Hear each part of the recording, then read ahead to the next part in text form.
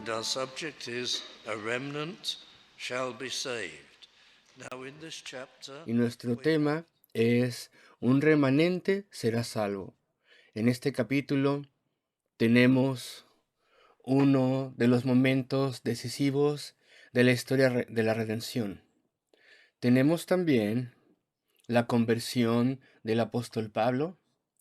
Por segunda vez se nos narra esto en el libro de los Hechos, y él una vez más nos explica estas cosas en Hechos 26, y cada vez hay algo nuevo para nosotros en la narrativa, porque a pesar de que su conversión tiene elementos en ella que son únicos en su conversión, al mismo tiempo tiene elementos que son comunes a toda conversión y son útiles y nos conmueven y nos retan a cada uno de nosotros. Y aquí tenemos uno de los momentos decisivos en la historia de los judíos, y claro que también tenemos que el más grande momento en la historia de la redención es a la cruz del Calvario, la obra terminada de nuestro Salvador en la cruz del Calvario, donde Él murió, una muerte sustituta por pecadores. Ahí Él llevó el eterno castigo del pecado debido a aquellos que serían salvos, los elegidos de Dios, los redimidos. Ahí en la cruz del Calvario, Cristo cargó el pecado por su pueblo. Y después hay otros momentos menos importantes en la historia de la redención: el rechazo de Cristo por la mayoría de los judíos en aquel entonces. Y aquí tenemos uno de estos rechazos.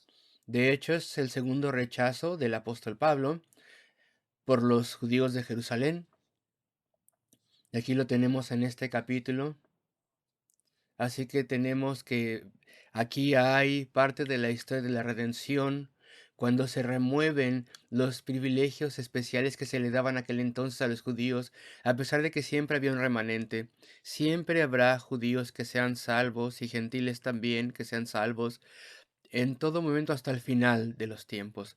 Y aquí tenemos la narrativa del apóstol Pablo, un púlpito maravilloso que consideramos el domingo anterior, donde tenía en la parte de atrás de él el fuerte Antonio, dentro del templo de Jerusalén, fuerte Antonia, que era hogar de una guarnición de soldados, como 1000, bajo el comandante, el equivalente a un coronel, y se nos daba su nombre también en un pasaje posterior.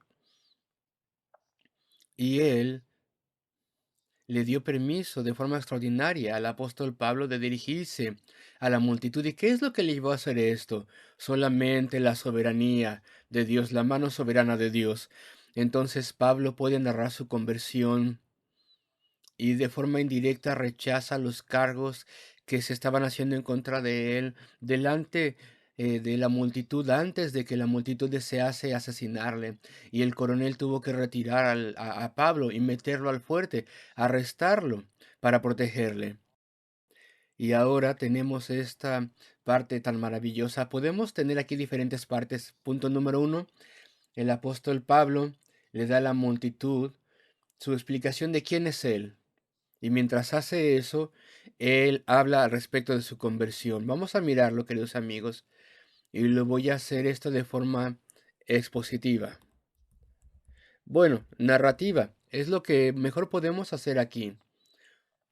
Y después vamos a aplicar los puntos. Varones, hermanos y padres, oíd la razón que ahora os doy.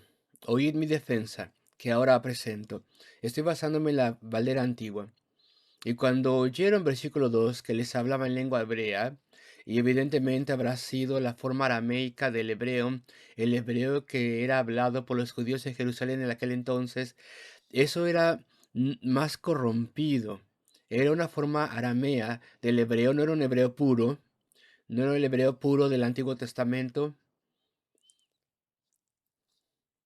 no era la forma hebrea que se utilizaba en los concilios o en la alabanza, pero era hebreo, aunque era una forma aramea, era hebreo, y el coronel no lo hablaba. El coronel le permitió a Pablo hablar a la multitud, pero nosotros pensamos que él no tenía ni la menor idea de lo que estaba diciendo Pablo. Y dice, guardaron más silencio. Estaban acusándole con que con que estaba en contra de los judíos, en contra de las ceremonias, que estaba en contra de la ley ceremonial judía, en contra de su nación. Esas eran las acusaciones que le estaban haciendo. Y aún así se identifica con ellos y claramente era uno de ellos. Y es un judío altamente educado y podía hablar en la lengua que se utilizaba en Jerusalén. Así que guardaron todavía más silencio. Completamente se callaron todos. Y entonces avanzó con lo que les iba a decir. Y se dirige a ellos en el versículo 1 para establecer quién era él, que era un judío, sus credenciales, por así decirlo, alguien que no estaba en contra de la nación judía. Les dice, varones, hermanos y padres, aquí hay cortesía y se identifica con ellos. El versículo 3, yo de cierto soy judío, nacido en Tarso de Sicilia. Y lo que Pablo estaba diciendo es, Pablo, yo soy un hombre judío. Es lo que dice más o menos el griego.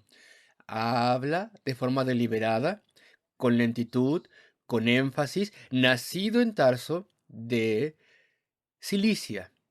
Esta era una provincia capital romana, de modo que las personas que nacían allí automáticamente eran ciudadanos romanos. Dice, más criado en esta ciudad a los pies de Gamaliel.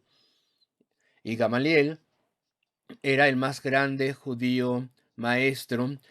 Y cuando Saulo de Tarso, como él se llamaba originalmente, se fue a Jerusalén, probablemente cuando tenía 10 tal vez, 11 12 no lo sabemos, cuando empezó ahí la educación para poderse convertir en un judío, un maestro judío, para poder ser miembro del clero, un experto de la ley, sus padres vivían ahí en Tarso y le llevaron a Jerusalén, de modo que fuese criado a los pies de Gamaliel. Era un discípulo, él no era aprendiz.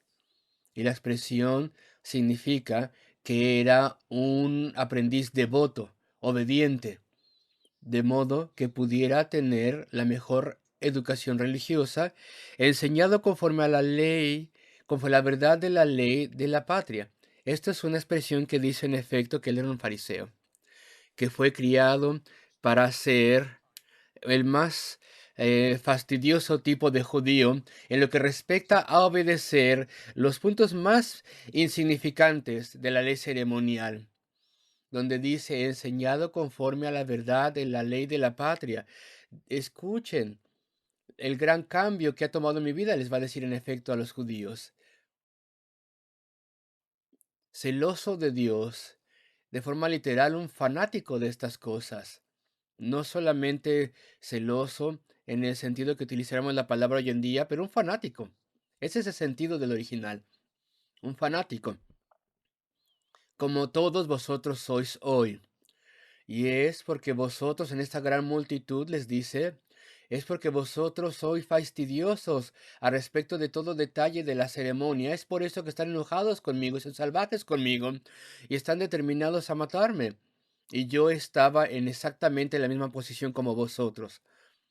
Entonces está dándole sus credenciales, por así decirlo, como un judío educado, a alguien que compartía por completo sus sentimientos y avanza, versículo 4, que he perseguido este camino. ¿Qué término? Este camino, o el camino. La fe cristiana en aquellos días era conocida como el camino, la avenida, el camino al cielo, el camino a la vida, que he perseguido este camino hasta la muerte. Eso es serio. Él no solamente perseguía a la iglesia, nosotros sabemos que él era el oficial señalado. Cuando era una estrella creciente, por así decirlo, en el consejo de gobernadores judíos, era Saulo de Tarso, quien tenía la autoridad para poder buscar y escudriñar estas reuniones de creyentes a través de Judía y en otras partes. e incluso también en Siria, etcétera. Debía encontrarles, tenía ese permiso y de traerles de vuelta. Sin lugar a dudas, había policía del templo junto con él, no sé, 20, 30, 50 que viajaban con él y encontraban quién estaba en dónde. Y entonces les traían de vueltas atados a Jerusalén para poderles meter a la cárcel y castigarles. E incluso si no negaban la fe cristiana, podían perecer. Y Pablo no nos da información de cómo perecían, si eran apedreados o qué hacían, cómo fue que hicieron que los romanos, las autoridades, estuvieran a su lado y en dónde hacían estas cosas y cada cuándo. Todo esto bajo la inspiración divina que se le da a Lucas no es narrado. Pero lo que sí sabemos es que cosas serias y terribles se les hacían y Saulo de Tarso es aquel que es señalado para poder guiar todo esto. Decía aquí, versículo 4, que he perseguido este camino hasta la muerte, prendiendo y entregando en cárceles hombres y mujeres. Él casi se atraganta, creo yo, supongo, al decir esto, porque no tenía ninguna compasión en su persecución, no le importaba a él a quién tuviera que perseguir.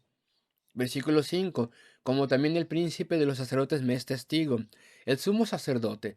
Y claro que el sumo sacerdote no hubiera nunca testificado a favor de lo que el apóstol Pablo, anteriormente Saulo, dijo, pero hace 20 años atrás, el entonces sumo sacerdote y los miembros del Consejo Judío harían de forma diferente, y todo esto está en los archivos. Ellos le señalaron a Saulo de Tarso. Muchos de ellos estaban todavía vivos, y el apóstol Pablo dice, ellos establecerían el testimonio de que eso era verdad. Y evidentemente muchos en la multitud se acordarían de él. Le habían dicho, este Saulo de Tarso, quien dirigía el gran esfuerzo para que se deshicieran de la fe cristiana, es este, ahora se ve mucho mayor. Aquel que antes era Saulo, ahora es Pablo. ¿Es aquel que persigue a la iglesia? Sí, era verdad. Y todo estaba registrado en los archivos. Como también el sumo sacerdote me es testigo y todos los ancianos, el concilio de los ancianos, de los cuales también tomando letras a los hermanos, cartas a los hermanos.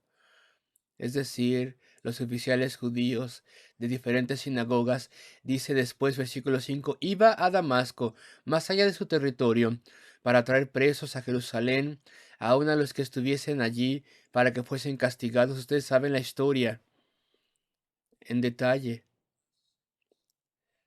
Aquí tenemos los detalles. Y versículo 6, mas aconteció. Esta expresión significa que estas cosas fueron inesperadas. Yo no hice esto. Yo no pensé respecto de esto. Estoy haciendo lo correcto. Mi conciencia en sí misma no fue movida y conmovida, sino que sucedió. Algo sucedió fuera de mi control. Algo fuera de lo que yo había pensado.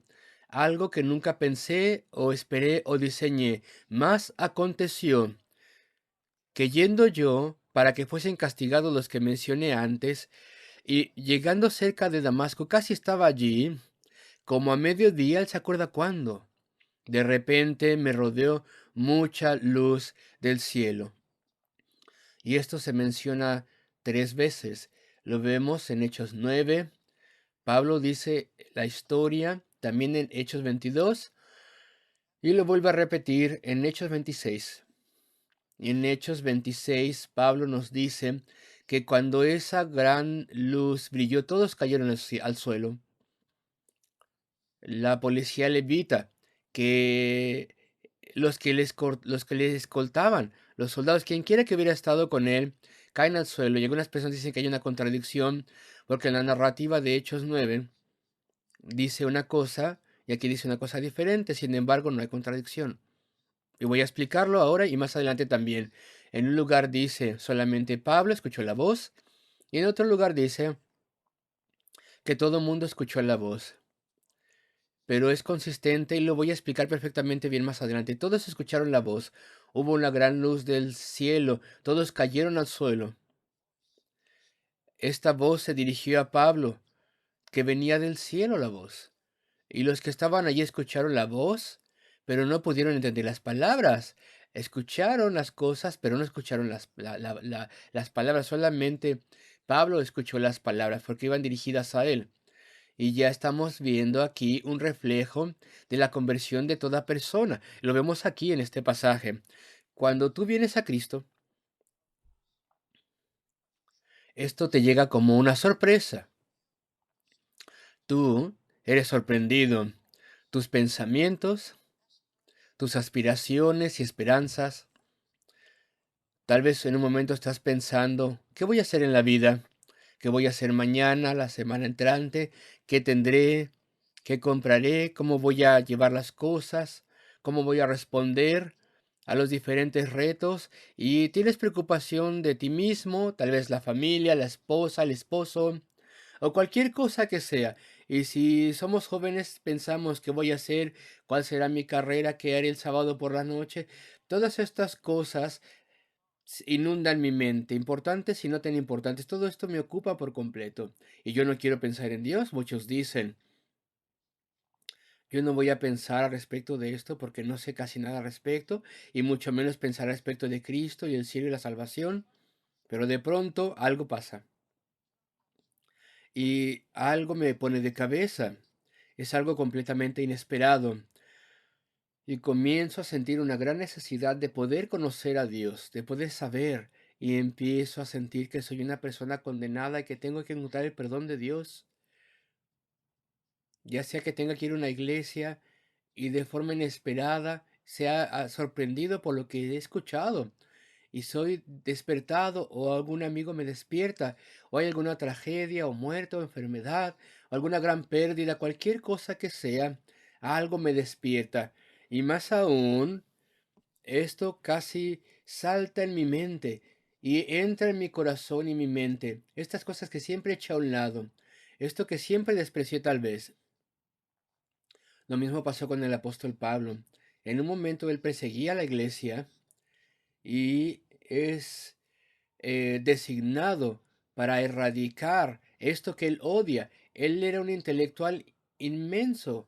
Él tenía muchos argumentos al respecto de los cuales encontraba razón por la cual la nueva fe, que él pensaba que era nueva fe, tenía que ser erradicada. Él pensaba que era en contra de la fe judía. Sin embargo, no era así.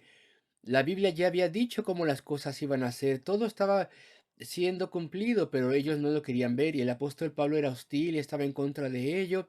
Y era orgulloso de que tenía esa gran tarea. Cuando él era Saulo, cuando era Saulo, pensaba que todo eso era para la gloria de Dios y la preservación de la nación judía y la preservación de sus propias ideas. Y en el siguiente instante estaba en pedazos. No sabía dónde estaba, no sabía lo que creía. Todas sus ideas ya no le parecían nada en absoluto. Y lo mismo nos pasa cuando somos salvos. De pronto las cosas que queríamos, que debíamos tener, las cosas de la tierra, las cosas que significaban tanto para nosotros, ya no podemos pensar respecto de ello. Ahora lo que me importa es mi alma, y nunca sentí esto antes. Necesito encontrar al Señor, necesito encontrar perdón. Y esto es representado en lo que pasa con el apóstol. Y entonces dice versículo 6, mas aconteció que yendo yo llegando cerca de Damasco, como a mediodía, de repente me rodeó mucha luz del cielo. Y en nuestra conversión así nos pasa, tenemos luz, no de forma literal, no tenemos una luz radiante, maravillosa, que nos ciegue, que resulta que era Cristo que le apareció a él, pero tenemos una cosa así. Y Pablo tuvo a Cristo de Nazaret apareciéndosele. Qué sorpresa. Pablo pensaba que Cristo estaba muerto, que solamente era un hombre. Y ahora se da cuenta que es Dios y se le aparece a él y es sacudido en lo más profundo de su ser. Y en nuestra conversión nosotros no tenemos Luz en estos términos tan dramáticos. Esto fue específico y especial y único para el apóstol Pablo, pero nosotros tenemos luz. Empezamos a entender cosas que nunca vimos antes. El Espíritu Santo nos ilumina. La enseñanza de la Escritura es verdad.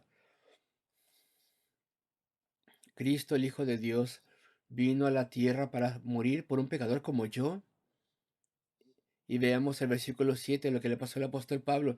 Y caí en el suelo y oí una voz que me decía, Saulo, es nombrado. Esto es a ti, Saulo. Es para ti, Saulo. Saulo, Saulo, ¿por qué me persigues? Jesús de Nazaret se le aparece al apóstol Pablo ante Saulo y es sacudido hasta lo más profundo de su ser. Versículo 8. Yo entonces respondí, ¿quién eres, Señor? Ya se había humillado delante de Dios. Le llama Señor. Claro que sí, estaba postrado en el suelo. No podía hacer ya ninguna otra cosa. Nada así le había pasado antes. Y me dijo, versículo 8 a mitad, yo soy Jesús de Nazaret, a quien tú persigues. No estaba persiguiendo solamente a los perseguidores, a los seguidores de Cristo, a pesar de que sí los perseguía, pero estaba persiguiendo a Cristo. No solamente a sus seguidores, sino a Cristo. Cuando el pueblo de Cristo es perseguido, Cristo mismo es perseguido. Los que persiguen a Cristo deben dar cuentas delante de Cristo. Y Cristo en su misericordia se revela a sí mismo a Saulo de Tarso, quien después se convirtió en el apóstol Pablo. Versículo 9. Y los que estaban conmigo vieron a la verdad la luz. En el capítulo 26 dice que todos cayeron al suelo y se espantaron, mas no oyeron la voz del que hablaba conmigo. La otra narrativa dice que sí escucharon la voz, y esto es lo que significa. No escucharon las palabras, escucharon la voz, pero no las palabras. Lo explico. Hay personas que escuchan la voz, pero no las palabras, me explico. Hay personas que escuchan el Evangelio de Cristo, y sí escuchan las palabras en cierto sentido, tal vez las entienden de forma intelectual, pero nunca son convertidos, nunca se arrepienten. Pero si tú les preguntas, ¿qué es el Evangelio cristiano? Ellos te pueden decir, trata al respecto de Cristo, quien se dice que es el Hijo de Dios, que vino del cielo y sufrió y murió en una cruz como sustituto de su pueblo, de aquellos que creen en Él. Pueden decirte estas cosas de forma perfecta, pero no escuchan estas palabras en su alma, no las escuchan con convicción. No es verdadero esto para ellos. No las escuchan en verdad. Es como si nunca las hubieran escuchado. No significan nada para ellos, nunca se arrepienten, nunca encuentran a Dios, nunca tienen su poder cambiando su vida, nunca les escucha ni les bendice. Esto pasa hoy en día. ¿Acaso tú has escuchado la voz, pero no las palabras? ¿Acaso tú has escuchado el mensaje, pero no en tu corazón? Nunca te ha aplastado, nunca te ha humillado, nunca te ha puesto de rodillas en el suelo y nunca has respondido, nunca has encontrado a Dios. Esto pasó de forma literal aquí, pero también es una representación de lo que puede pasarnos a nosotros, de lo que te debe pasar a ti. No escucharon la voz de aquel que me habló. Versículo 10. Y dije, ¿qué haré, Señor? Y el Señor me dijo, levántate y ve a Damasco, y ahí te será dicho todo lo que te está señalado por hacer. Versículo 11. Y cuando yo no viese por causa de la claridad de la luz, por el resplandor y gloria de esa luz, llevado de la mano por los que estaban conmigo, vine a Damasco. Y él estuvo allí, se nos dice, en otra parte estuvo allí 3 días. 3 días agonizando, queridos amigos, de agonía. 3 días de dolor. Tal vez tú has venido a Cristo en arrepentimiento de tu pecado y le has pedido a Cristo que te transforme y cambie tu vida y has rendido tu vida a Él. Y tal vez ha habido un retraso antes de que cualquier cosa tangible pueda pasar. Tal vez tienes desesperanza. Tal vez has tenido tú tus 3 días de forma figurativa, una espera antes de que hubiera un cambio evidente en tu vida. Y tú conociste al Señor y tenías después certeza de la salvación. Y frecuentemente esto pasa. Es como que Dios mantuvo a Saulo de Tarso esperando a la puerta durante 3 días,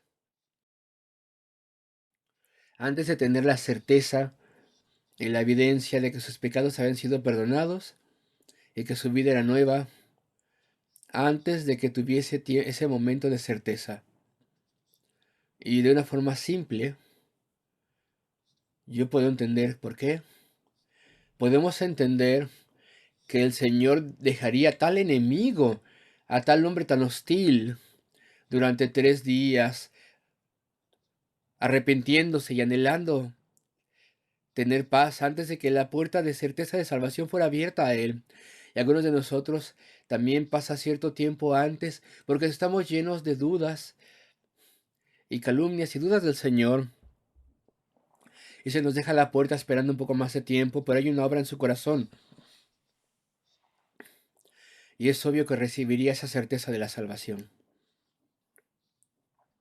Por 3 días. Y podemos imaginar qué estaba pasando en la mente del apóstol Pablo durante aquel entonces. Su pecado, desde luego. Su rebelión en contra de Dios. En otra parte, se narra que Dios le dijo, que Cristo le dijo, duro te es dar cueces contra el aguijón. ¿Qué era eso? Incluso cuando estaba persiguiendo al pueblo de Cristo, Dios ponía dolor en su conciencia. Tal vez a medida que veía la cara de aquellos amados cristianos que él había ordenado arrestar, y él veía la paciencia y la calma con la que tomaban esos castigos, y no gritaban, y no perdían el control, ni reaccionaban mal, no gritaban ni hacían esas cosas, y veía a esta gente piadosa, santa, esta gente humillada, santa, gentil. Tal vez entonces cuando veía estas cosas tenía golpes duros en su conciencia y en la dureza de su corazón suprimía estas cosas y durante estos 3 días pasaba esto por su mente tal vez. Y tal vez otras cosas venían a su mente también y él estaba en agonía. Isaías 53, por ejemplo. Claro, este gran intelectual desde luego habría sabido que Isaías 53 hablaba de Cristo y de su venida y sufrimiento y muerte en la cruz del Calvario y su gran compasión y amor por pecadores, y cuán listo estaba para salvar.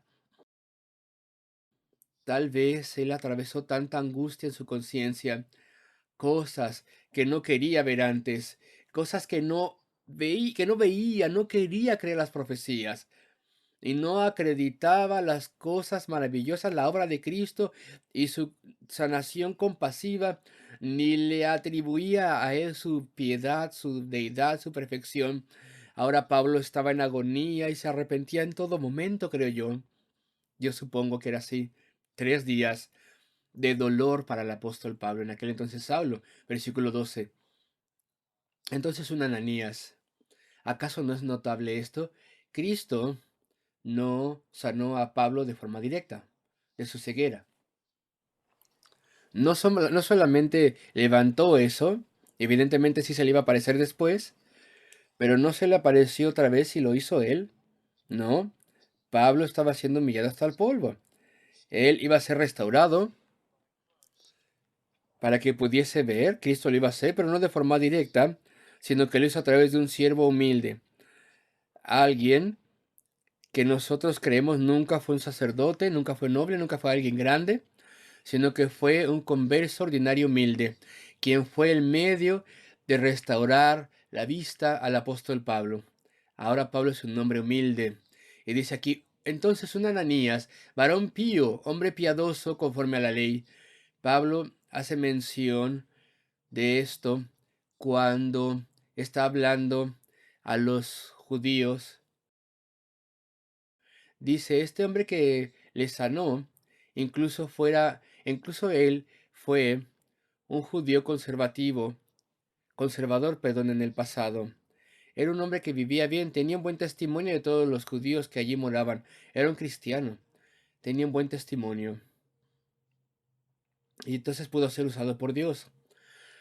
Nunca olvidemos a esto. Si tú no tienes un buen testimonio, Si no avanzas en santificación y no estás esforzándote de vivir en santidad delante del Señor, no puedes ser utilizado por Dios, no. Un Ananías devoto, pío, piadoso, con familiares que tenían buen testimonio, versículo 13, viniendo a mí y acercándose me dijo, hermano Saulo. Qué palabras tan maravillosas para Saulo de Tarso. Él se llamado hermano por uno de los cristianos a quienes él había venido a destruir, y se puso a su lado y dijo, hermano Saulo. Casi como si estas palabras vinieran de Dios, estas palabras de certeza y aceptación. Recibe la vista. Y yo en aquella hora le miré. Y es una forma de decir inmediatamente, le miré. Por fin tuvo una vista clara y dijo estas palabras, y los judíos seguían escuchando. Muchos de ellos le escuchaban, miles de ellos estaban escuchándole a Pablo. Y él dijo, versículo 14, el Dios de nuestros padres te ha predestinado para que conociese su voluntad y vieses aquel justo. Esto es un título de Cristo. El Dios de nuestros padres te ha predestinado para que conociese su voluntad y vieses a aquel justo, porque tienes que ser un apóstol. Esto es lo que quiere decir en efecto. Y oyeses la voz de su boca, fueses comisionado por él. Esto es lo que quiere decir versículo 15, porque has de ser testigo suyo a todos los hombres, los gentiles. Pero los gentiles no son nombrados todavía. Así que la multitud judía no es todavía alborotada. A todos los hombres de lo que has visto y oído al final del versículo 15. Y entonces se le dice que iba a tener una aparición de Cristo. Ya había tenido la primera. Y directamente Cristo le iba a enseñar quién era Él. Y versículo 16, ahora pues, ¿por qué te detienes? Levántate y bautízate y lava tus pecados invocando su nombre. Aquí tenemos un versículo inusual. ¿Acaso el bautismo lava tus pecados? No, claro que no. Claro que no. Y muchas otras partes se nos aclara muy bien en el Nuevo Testamento y se nos dice que el bautismo en sí mismo no lava los pecados, pero se utiliza aquí un lenguaje judío. El bautismo es simplemente una seña. Ahora tus pecados han sido lavados. Ananías tal vez le dijo a Pablo, aunque no se nos narra aquí, ahora tus pecados han sido lavados de forma visible en el símbolo. En este símbolo se te tienen que lavar también. Evidentemente no se pueden lavar más, pero el símbolo de ser lavado de pecados testifica lo que ya ha pasado antes. Y por eso dice, bautízate y entonces de forma pública demuestra el lavamiento de tus pecados, clamando e invocando el nombre del Señor. Eso es lo que es el bautizo. Cuando las personas vienen a Cristo tienen salvación, son convertidas a Él y tienen una nueva vida. El bautismo demuestra que el pecado ha sido lavado. También demuestra que has muerto a tu antigua vida, el ser enterrado en el agua, y que se te ha dado una nueva vida, el levantarse del agua. Versículo 17. Y aconteció, esa expresión nos advierte de algo, 3 años pasaron antes de que Pablo volviese a Jerusalén, después de que fue convertido en Damasco, predicó en Damasco, y después cuando volvió a Jerusalén 3 años después, fue al templo, y ahí oró.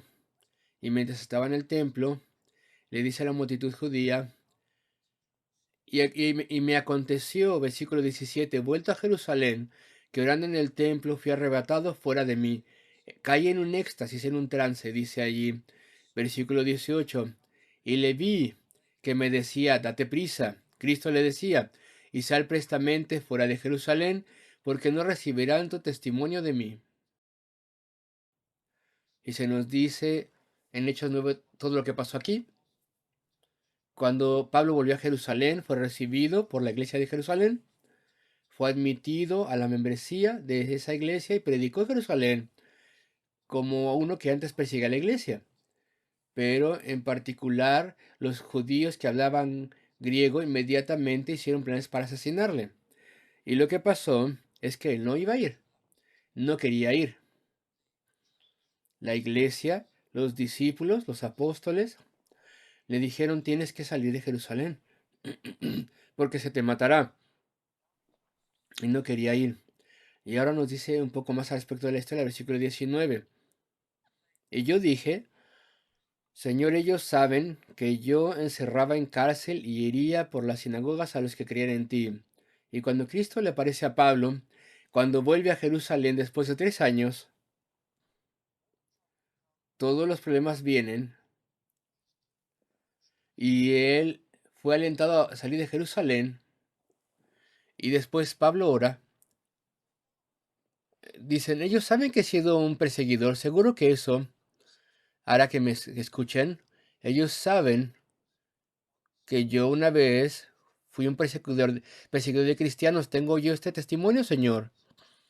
He sido tan cambiado por ti, Señor, tan transformado por ti, Señor. ¿No significa esto que tendría que quedarme y predicar y resistir cualquier cosa que me pase? Versículo 20.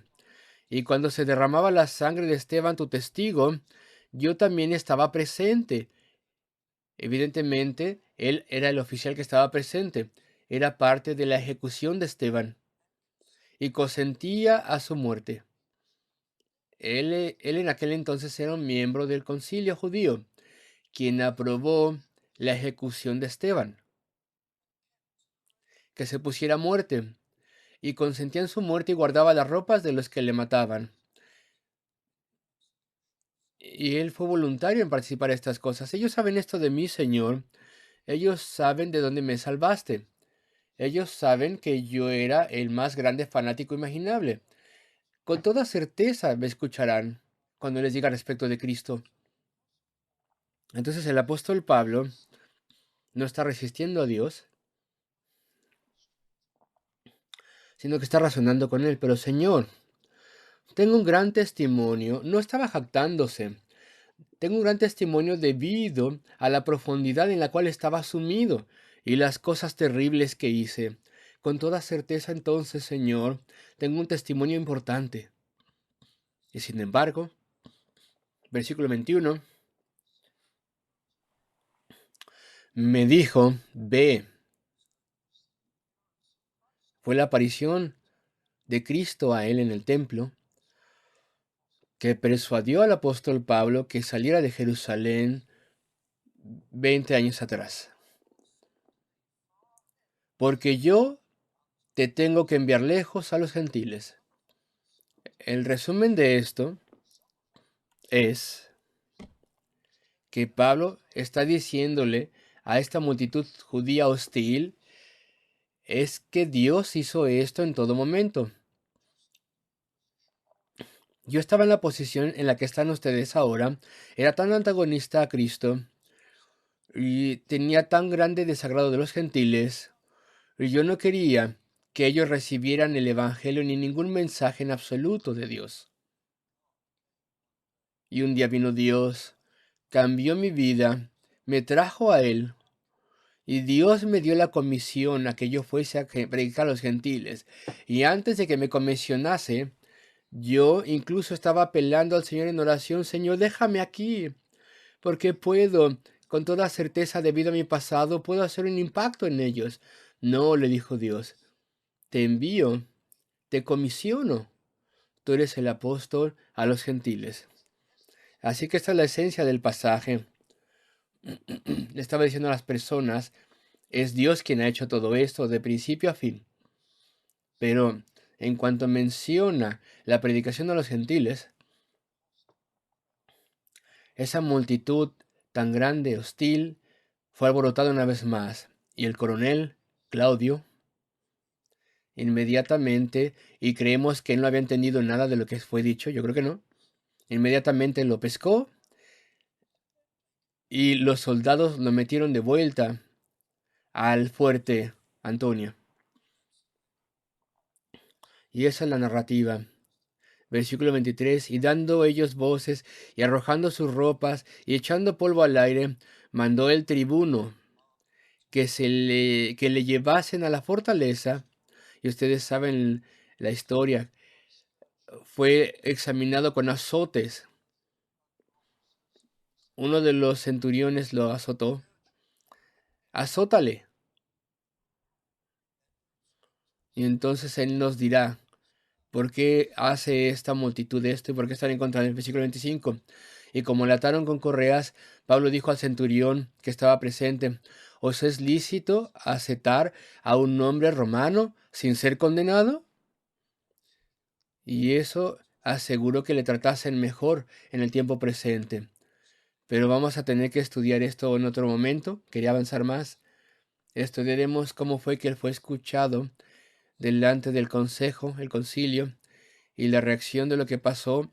Y aquí tenemos Pablo con su grande defensa, estableciendo sus credenciales, diciéndoles quién era él, hablándoles de su conversión, hablándoles, diciéndoles que era un hombre cambiado y diciéndoles que fue Dios quien le llevó a predicar a los gentiles, pero ya no le dejaron avanzar más en lo que decía.